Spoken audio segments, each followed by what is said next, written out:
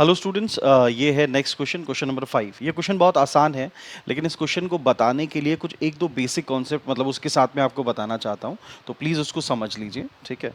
सबसे पहला एक रूल मैं आपको बताना चाह रहा था कि 31 से लेके 80 के बीच में बेटा अगर कोई भी नंबर है, कोई भी नंबर, तो उसका स्क्वायर निकालने का क्या तरीका है ये समझ लो। उसका स्क्वायर निकालने का तरीका ये है, लेट्स से एक नंबर जैसे ये इन्होंने 44 ही लिखा है, तो यही हम लिख देते हैं। एक नंबर है 44, तो हमारा तरीका क्या है वो समझ लीजिए। सबसे पहले आपको 44 और 50 के बीच का डिफरेंस लेना है।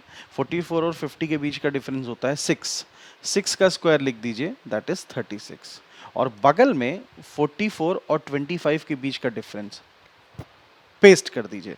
जैसे 44 और 25 का डिफरेंस हो गया 19, बस ये पेस्ट कर दीजिए, यही आपका आंसर है।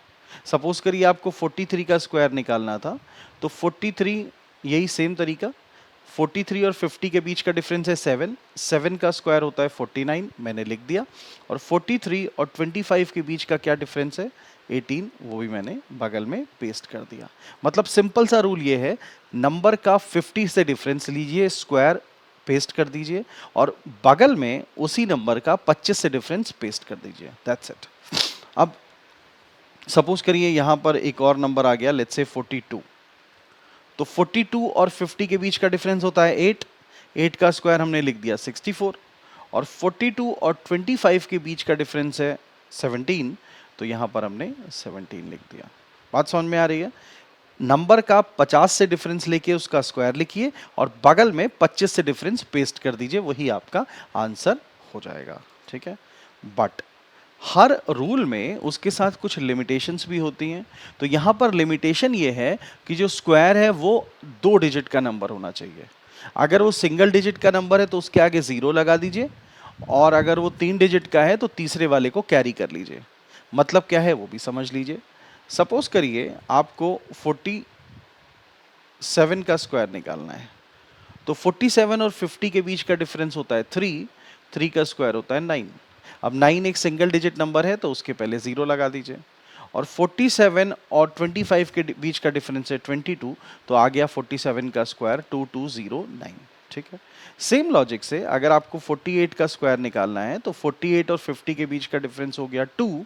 2 का स्क्वायर होता है 4। 4 सिंगल डिजिट नंबर है, तो उसके पहले लगा दीजिए 0।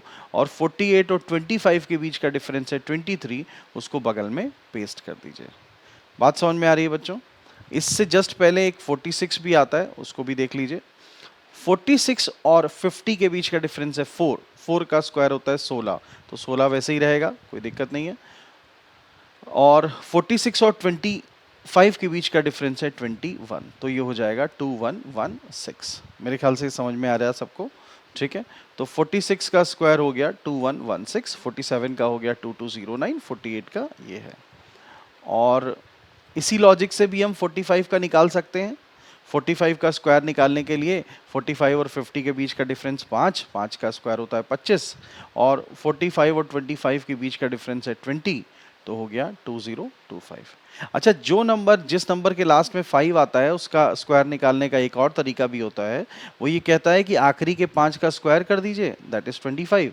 और उससे पहले जो लिखा है, जैसे 4 लिखा है, तो मैथ्स में 4 के बाद आता है 5, तो 4 5 20, बस ये हमारा ये आ गया, ठीक है। इसको डिटेल में हम लोग आगे देख लेंगे, बट यहाँ पर मैंने आपको तरीका बताया 31 से लेके 80 के बीच के नंबर का स्क्वायर निकालने का, जहाँ पर उस नंबर का 50 से डिफरेंस लेके स्क्वायर लिख देते हैं और बगल में 25 से डिफरेंस पेस्ट कर देते हैं, ठीक है। ये हो रहा है।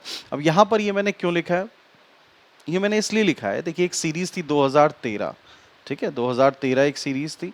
अब हमसे कहा गया 44 का स्क्वायर होता है 1936, तो 44 के बाद 45 आएगा। 45 का स्क्वायर कितना है बच्चों? अभी हम लोगों ने निकाला, ये है 2025।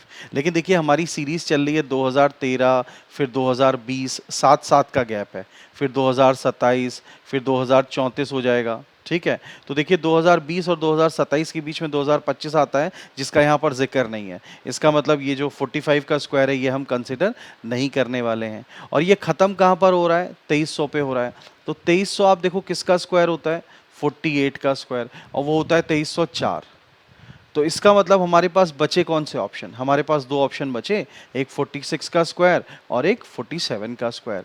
मतलब 46 का स्क्वायर 2116 वो इस रेंज के बीच में हो सकता है, और 47 का स्क्वायर 2209 वो इस रेंज के बीच में हो सकता है। मतलब हमारे पास दो ऑप्शन है, 2116 और 2209। अब देखते हैं हम लोग आगे। तो ये है 2116 और 2209। ये दो नंबर है हमारे पास, ये दोनों परफेक्ट स्क्वायर हैं और ये इन्हीं के बीच में एग्जिस्ट करते हैं। बट कौन सा हमारा आंसर होगा वो हमें चेक करना है। मतलब हमें दो नंबर लेने हैं या एक लेना है या इसमें से कोई भी नहीं लेना है। तो देखो, अब इसको देखने के लिए फिर एक कॉन्सेप्ट आएगा अरिथमेटिक प्रोग्रेशन का। ये जो ऊपर लिखा हुआ है ये बेसिकली एक एपी है। एपी का जो nth टर्म होता है tn, उसका फॉर्मूला है a plus n minus one t. मेरे ख्याल से सारे बच्चों बच्चियों को ये चीज़ पता है, ठीक है। अब अगर आप इसको ध्यान से देखो तो टी एन माइनस ए की वैल्यू होगी n minus one into D. इसका मतलब टी एन nth टर्म और पहले टर्म का जो डिफरेंस है वो डिफरेंस d से डिविजिबल होना चाहिए। देखो, टी एन माइनस ए की वैल्यू हमने n minus one into D लिखी है, इसका मतलब टी एन माइनस ए जो आएगा that should be divisible by d। d मतलब कॉमन डिफरेंस, और यहां पर कॉमन डिफरेंस कितने का है बच्चों? 7 का है। तो हम क्या करेंगे, हम इन दोनों नंबर्स में से, इसमें से 2013 को घटाएंगे।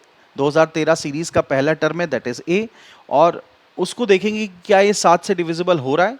अगर होगा तो ठीक है, नहीं होगा तो हम उसको कंसिडर नहीं करेंगे। अगर डिविजिबल हो जाएगा तो कंसिडर कर लेंगे। तो पहला एग्जांपल ले लेते हैं 2116 का।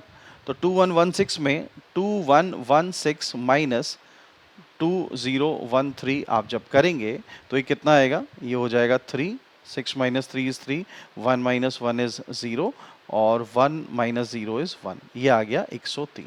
तो बच्चों आप चेक करके देखिए कि क्या 103 7 से डिविजिबल है। हम 7 से क्यों डिवाइड कर रहे हैं? क्योंकि देखो ये 7 7 का डिफरेंस है। 2013 और 7 20, 20 और 7 27, इस तरीके से, ठीक है।